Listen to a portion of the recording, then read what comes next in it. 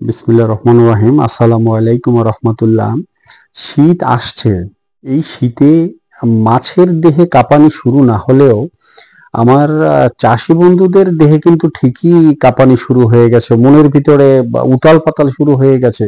শীত আসছে, মাছ খাবে না, মাছের বৃদ্ধি হবে না, মাছ অসুস্থ হবে, বিভিন্ন রোগে আক্রান্ত হবে।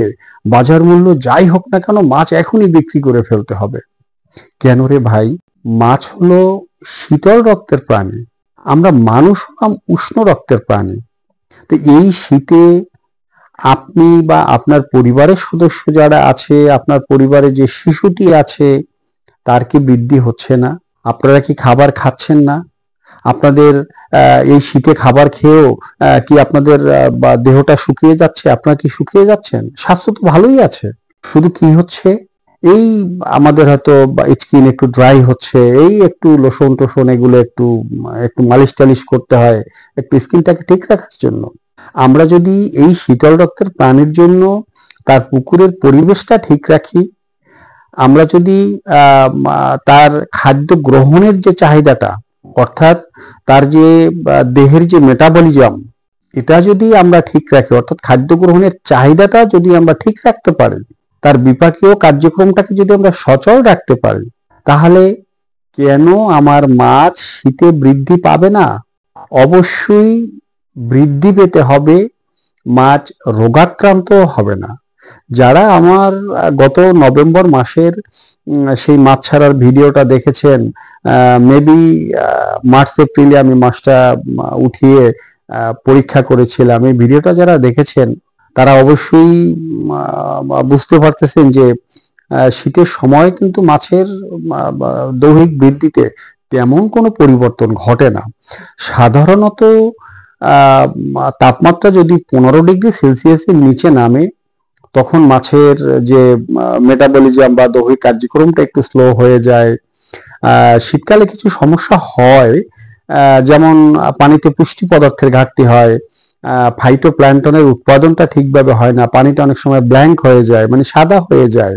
কিন্তু আমাদের দেশে রাতের বেলা যদিও তাপমাত্রাটা একটু ডাউন হয়, বিশেষ করে দেশের উত্তরাঞ্চলে একটু বেশি ডাউন হয়, দক্ষিণাঞ্চলে তেমন একটা হয় না, কিন্তু দিনের বেলা কিন্তু তাপমাত্রাটা যথেষ্ট পরিমাণে থাকে।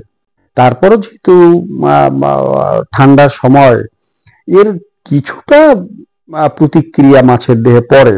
হয়তো আমি গ্রীষ্ম বর্ষার মতো শতভাগ বৃদ্ধি পাবো না, কিন্তু আমি তো 90% বৃদ্ধি তো আমি পেতে পারি।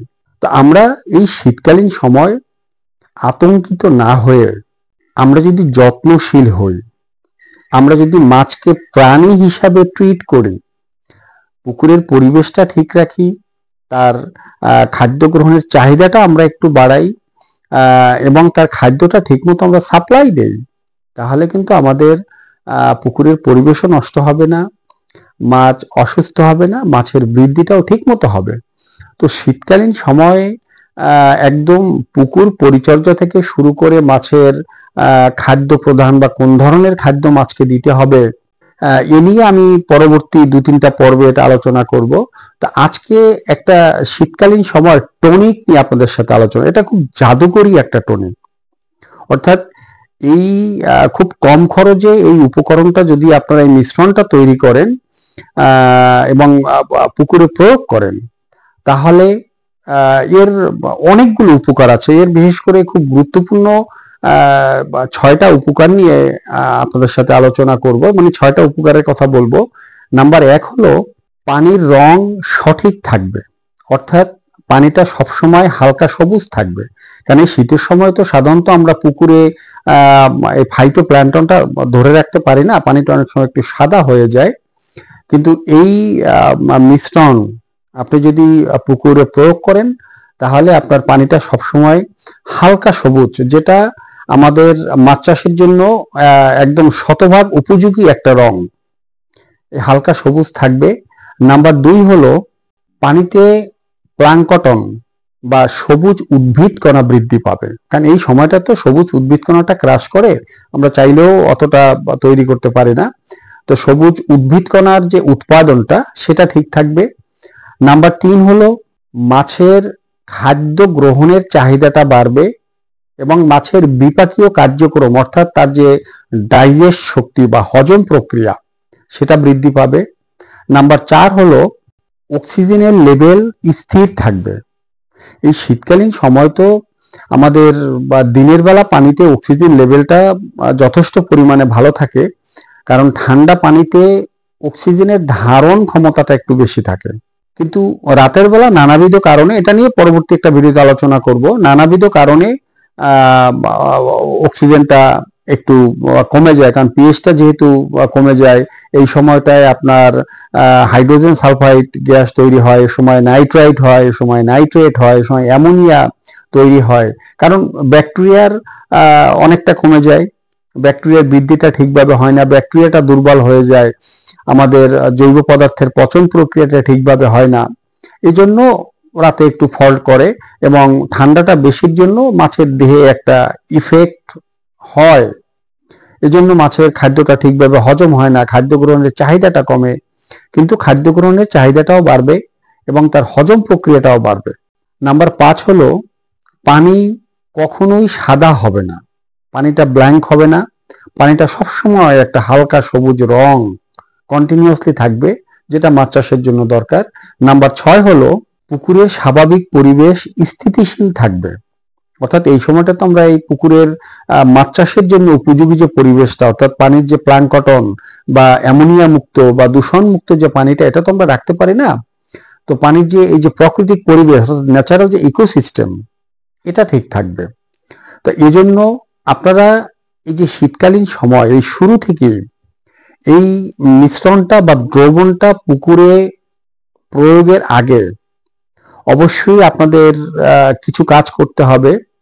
প্রথম কাজ হলো আপনার পুকুরের প্রতি শতকে 10 থেকে 15 গ্রাম খাবার সোডা বা বেকিং সোডা বা সোডিয়াম বাইকার্বনেট, একই জিনিস, যে যেভাবে চেনেন এজন্য 3টা নামিয়ে বললাম, এই খাবার সোডাটা আপনারা পুকুরে প্রয়োগ করবেন। তারপরে চুন, লবণ, ছাই, মোলাসেস, মানে আমরা যে মাসিক পরিচর্যা যেটা করি এই পরিচর্যাটা করবেন। তারপরে আপনারা এই উপকরণটা পুকুরে প্রয়োগ করবেন। এই উপকরণটা তৈরি করতে আপনার প্রয়োজন হবে প্রতি একরের জন্য, অর্থাৎ 100 শতকে 1 একর, এই 1 একর জায়গার জন্য আপনার পানির গভীরতা এবং মাছের মজুদ ঘনত্ব এটার উপর নির্ভর করে 5 কেজি থেকে 7 কেজি চিটাগুড় অথবা মোলাসেস অথবা রাব, যে নামে চেনেন, এবং প্রতি কেজি চিটাগুড়ের জন্য 10 গ্রাম করে ইস্ট। এই ইস্টটাকে প্রথমে কুসুম গরম পানিতে একটু চিনি মিশ্রণ করে ইস্টটাকে লাইভ করতে হবে। লাইভ করা এই ইস্ট প্রতি 1 কেজি চিটাগুড়ের জন্য 10 গ্রাম ইস্ট। তা আপনার পুকুরটা যত শতক, অর্থাৎ একরে 5 থেকে 7 কেজি 100 শতকের জন্য, এখন আপনার পুকুর যত শতক হোক, আপনার যতটুকু লাগে, প্রতি কেজি মোলাসেসের জন্য 10 গ্রাম ইস্ট, এটাকে কুসুম গরম পানিতে একটু চিনি দিয়ে এটাকে লাইভ করবেন। লাইভ করার পরে 15 থেকে 20 লিটার পানি, এর ভিতরে আপনি 5 থেকে 7 কেজি চিটাগুড়টা ভালো করে গুলে একদম লিকুইড করে ফেললেন, তরল করে ফেললেন, এবং এই পানিটা অবশ্যই আপনি যে পুকুরে এই দ্রবণটা প্রয়োগ করবেন এই পুকুরের পানিটা হলেই সবচেয়ে ভালো হয়, এবং একটা ছায়াযুক্ত জায়গায়, একদম অন্ধকার জায়গায় না, এবং প্রচন্ড রোদের তাপ পড়ে দিনের বেলা এমন কোনো জায়গায় না, একটা খোলামেলা একটা জায়গায় যেখানে ছায়া থাকে, রোদের তাপটা আসে না এবং অন্ধকার না, এমন একটা জায়গায় আপনাকে একটা ড্রামে 15 থেকে 20 লিটার পানি নিয়ে তার ভিতরে আপনার 5 থেকে 7 কেজি চিটাগুড় এবং এই যে ইস্টটাকে যে আপনি লাইভ করলেন, অর্থাৎ এই কুসুম গরম পানিতে যদি আপনি 5-7 মিনিট বা 10 মিনিট রেখে দেন, তাহলে দেখবেন যে ইস্টটা একটু ফুলে উঠেছে। আর কুসুম গরম পানিটা এমন হতে হবে যে আপনি পানির ভিতরে আঙুলটাকে চুবিয়ে রাখবেন, আপনার গরম অনুভব হবে কিন্তু পুড়বে না, এমন কুসুম গরম পানি। তো 5-7 মিনিট বা 10 মিনিটের মধ্যেই দেখবেন যে ইস্টটা একটু ফুলে উঠেছে। এই ইস্ট মিশ্রিত পানিটা আপনি এই চিটাগুড়ের সাথে মিক্স করে দিলেন।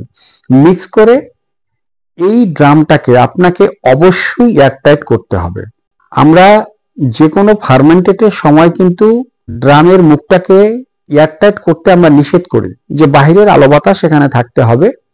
কিন্তু এই দ্রবণটা তৈরির জন্য আপনাকে অবশ্যই একটা এয়ারটাইট ড্রাম নিতে হবে, যেখানে কোনো বাতাসটা আপ ডাউন করতে পারবে না, পাস করতে পারবে না বা ইন করতে পারবে না। এমন একটা ড্রামের ভিতরে এই মিশ্রণটা নিয়ে এই মিশ্রণটা রাখতে হবে 10 থেকে 12 ঘন্টা। ইস্টটাকে দিয়ে ভালো করে এটাকে নেড়ে আপনি ভালো করে ঢাকনা দিয়ে মুখে একটা পলি দিয়ে তারপর একটা ঢাকনা সুন্দর করে এটা আটকে আপনি ওখানে রেখে দিলেন। 10 থেকে 12 ঘন্টা পর যখন আপনি এই মিশ্রণটাকে খুলবেন, তখন দেখবেন যে একটা টক মিষ্টি হালকা ঝাঁঝালো খুব চমৎকার একটা লোভনীয় গন্ধ, মানে একটু মনে হয় যেন আচারের মতো, মানে জিভে জল এসে যাবে এমন একটা অবস্থা, একটা লোভনীয় একটা গন্ধ আসবে। তো এমন যদি আসে তো বুঝবেন যে আপনার এটা তৈরি হয়ে গেছে। এটা তৈরি হতে 10 থেকে 12 ঘন্টার বেশি সময় লাগে না। 10 থেকে 12 ঘন্টা পরে একটু রৌদ্রময় দিনে বা একটু দুপুর টাইমে, অর্থাৎ কুয়াশা থাকলেও যেন কুয়াশা ওই সময়টা একটু কম থাকে, এমন একটা সময় আপনার সমস্ত পুকুরে এটাকে ছিটিয়ে দিতে হবে। তাতে আপনার যতটুকু পানি প্রয়োজন হয় পানিটা সাথে নিয়ে আপনার সমস্ত পুকুরে আপনার পানিটা ছিটিয়ে দিলেন। আর যদি এই দ্রবণটা যখন আপনি দিবেন তখন যদি সামান্য কিছু পরিমাণে লবণ এতে দেন তাহলে আরো ভালো হয়। এই লবণটার এমন কোনো পরিমাপ নেই যে আপনার এখানে শতকে এত গ্রাম দিতে হবে বা অত গ্রাম দিতে হবে, এমনটা না। জাস্ট আমি যে ব্যাকটেরিয়ার কালচারটা করলাম আমার পুকুরের পরিবেশটা ঠিক রাখার জন্য, এই ব্যাকটেরিয়াকে আরো বেশি সক্রিয় করার জন্য আমি কিছুটা পরিমাণে লুজ লবণ, অবশ্যই আয়োডিন যুক্ত লবণ দেয়া যাবে না, আয়োডিন মুক্ত লবণ, অর্থাৎ এই গরুকে খাওয়ানোর জন্য আমরা যে লবণটা ব্যবহার করি বা আমরা মাছের খাদ্যের সাথে যে লবণটা ব্যবহার করি, এই লুজ লবণটা কিছুটা পরিমাণে দিলে ভালো হয়। এটা দিয়ে যতটুকু পানি দরকার সমস্ত পুকুরে ছিটানোর জন্য আপনি এটা ছিটিয়ে দিলেন। আপনি 2-3 দিনের ভিতরেই দেখবেন যে আপনার পানিটা হালকা সবুজ হয়ে গেছে। আপনার মাছে এই শীতকালীন ওয়েদার পরিবর্তনের জন্য যে কিছুটা পরিমাণে স্ট্রেস মাছের দেহে যে পড়ে, এই স্ট্রেসটা থাকবে না, মাছটা স্বাভাবিক হবে, মাছের খাদ্য গ্রহণের চাহিদাটা বাড়বে, মাছের বিপাকীয় কার্যক্রমটা সক্রিয় হবে, মাছ সহজে অসুস্থ হবে না, এবং আপনার মাছের যে বৃদ্ধি এটাও আপনি আশা করি গরমকালীন সময়ের মতো না পেলেও এর কাছাকাছি আপনারা বৃদ্ধিটা পাবেন। তো আশা করি আপনারা এই ছোট্ট টনিকটা অল্প খরচে এটা পুকুরে প্রয়োগ করুন এবং অবশ্যই আপনারা সোডিয়াম বাইকার্বনেট ব্যবহার করে আপনার মাসিক পরিচর্যার যে কাজটা এটা সেরে আপনারা এই দ্রবণটা পুকুরে ব্যবহার করবেন এবং আপনারা উপকৃত হবেন, অবশ্যই উপকৃত হবেন। তো আপনারা সবাই ভালো থাকবেন, আপনাদের মাছ চাষ ভালো চলুক, আপনারা মাছ চাষে অনেক অনেক অনেক লাভবান হন এই প্রত্যাশায় আজ এ পর্যন্তই। আসসালামু আলাইকুম।